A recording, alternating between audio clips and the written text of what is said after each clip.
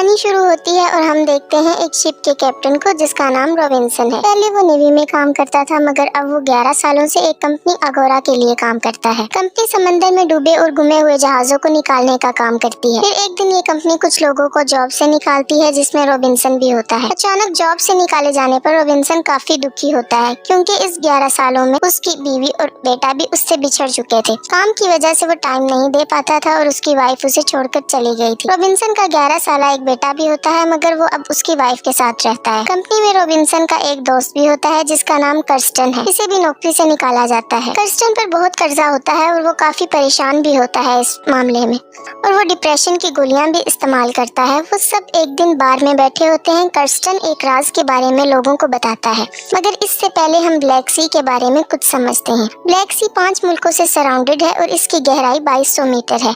Kirsten इन्हें इस तलाश के बारे में बताता है जो अगोरा ने ब्लैक सी में की थी। 1941 में हिटलर की फौज नाअजीज मुकम्मल तौर पर तबाह हो चुकी थी।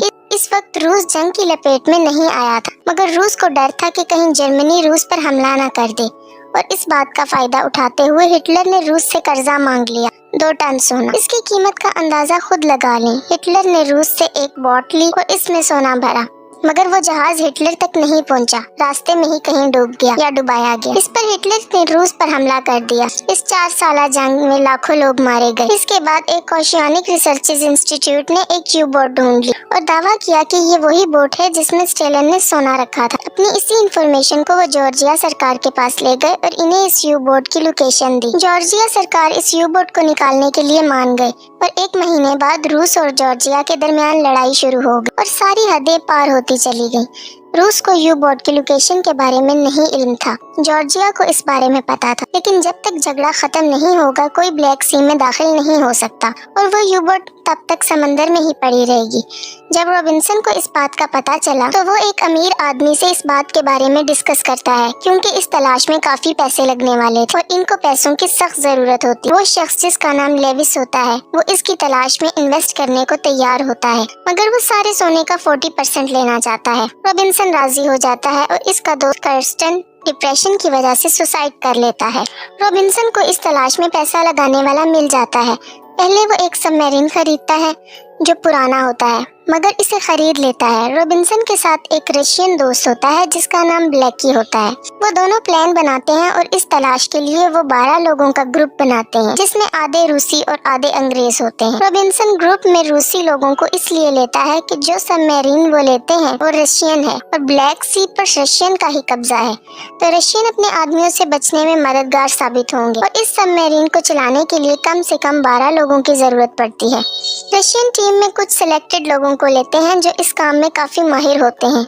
सोने की हिफाजत, इंजन की और कुकिंग के लिए कुछ लोगों को रखा जाता है। होताखोरी के लिए उन्हें एक माहिर आदमी चाहिए होता है और वो एक पागल आदमी को रखते हैं जो कि होताखोरी में बहुत माहिर होता है जिसका नाम फ्रीजर है। टीम मुकम्मल होने और सबमरीन को लेने के बाद वो लोग समंदर की तरफ रवाना हो जाते हैं। जब रॉबिन्सन आखिरी दफा नीले आसमान की तरफ देखता है और सबमरीन का दरवाजा बंद करके इसे समंदर में ले जाते हैं, ग्रुप का हर एक आदमी अपनी पोस्ट संभाल लेता है और सोने की तलाश में निकल जाते हैं। अभी तक सब कुछ ठीक होता है। फिर कैप्टन सबको इकट्ठा करता है और इस बारे में सबको बताता है। वो सोने की बात करता है कि हर एक को बराबर का हिस्सा मिलेगा जो बाकी का 60% है उसमें से, क्योंकि 40% उस शख्स का है जिसने इन्वेस्ट किया है। अब डैनियल उस शख्स का असिस्टेंट होता है जिसने इन्वेस्ट किया होता है तो डैनियल कैप्टन रॉबिन्सन को कहता है कि तुम्हें ऐसा नहीं कहना चाहिए क्योंकि अगर यहाँ पर किसी शख्स के दिल में लालच आ गई तो वो किसी दूसरे को मार सकता है क्योंकि इससे सबका हिस्सा बढ़ जाएगा और कैप्टन को ऐसा कहना ही नहीं चाहिए था। इस सबमरीन में सब लोग प्रोफेशनल थे और इसी खतरनाक तलाश के बाद जब वो यू बोट की लोकेशन के नजदीक पहुंचते हैं तो उसी वक्त एक रशियन डिस्ट्रॉय शिप इनके करीब से गुजरता है और वो अपना इंजन बंद कर देते हैं और बच जाते हैं। अब वो लोग प्लान बनाते हैं कि सोने के साथ वो ड्राइव शार्प को भी ले आएंगे जो इनके सबमरीन पर धमाके से डिस्ट्रॉय हो गया था। अब इस ड्राइव शार्प ही की मदद से वो फिर से सबमरीन को स्टार्ट करेंगे और यहाँ से निकल जाएंगे। अब वो 2-3 मीटर के फासले पर बाहर जाते हैं। वहाँ पर वो यू बोट को ढूंढ लेते हैं। वो यू बोट जिसमें 2 टन सोना था वो इसके अंदर जाते हैं और ड्राइव शार्प को भी पा लेते हैं। जो ट्रॉली वो अपने साथ लाए थे वो ज्यादा वजन नहीं ले जा सकती, मतलब वो सिर्फ ड्राइव शार्प के लिए ही आए थे मगर फ्रीजर ड्राइव शार्प के साथ इसमें सोना भी भर लेता है जिससे इस ट्रॉली का वजन काफी बढ़ जाता है। और इसे धकेलने में काफी जोर लगता है। वो इस ट्रॉली को वापस सबमरीन के तरफ ले जा रहे होते हैं, मगर रास्ते में एक बड़ा गड्ढा आ जाता है। वहाँ इनसे ट्रॉली बेकाबू हो जाती है और जो भी सोना इसमें था सब गिर जाता है। सिर्फ ड्राइव शार्प ही बचता है। फ्रीजर अब ड्राइव शार्प को लेकर आता है। सोना खो देने की वजह से सब लोग बहुत उदास होते हैं और वो सबमरीन को सतह पर ले जाने की तैयारी करते हैं।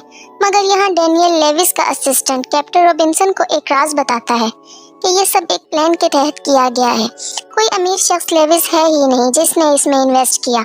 असल में अगोरा ने जॉर्जिया से समझौता किया था, तो वो लोग बोट को नहीं निकाल सकते, इनको खतरा है। तो अगोरा के लोगों ने ये प्लान किया था और कंपनी के सभी काबिल लोगों को निकाल दिया, जिससे तुम लोग मजबूर हो गए और पैसे और इस कंपनी से बदला लेने को तैयार हो गए। अगोरा ने कर्स्टन को $30,000 दिए ताकि तुम्हें इस खोज के लिए रजामंद कर ले और तुम आसानी से फंस गए। और जैसे ही तुम लोग सोना लेकर ऊपर जाते, अगोरा तुमसे वो सब ले लेता और तुम सबको गिरफ्तार कर लेता।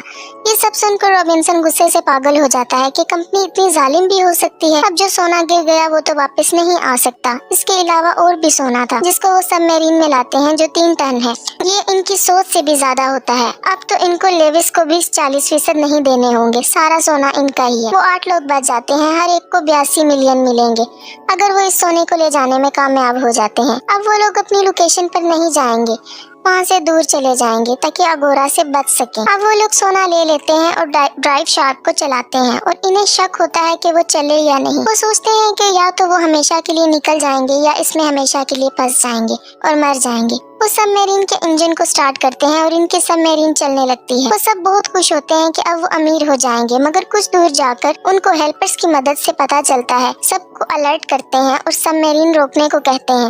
वो इसे रोकने की कोशिश करते हैं और मुश्किल से इसे रोकते हैं। मैप में कोई गड़बड़ हो जाती है और वो लोग चट्टानों में फंस जाते हैं। वो इन चट्टानों को पार कर सकते थे क्योंकि इनमें से वो 40 मिनट में से निकल सकते हैं।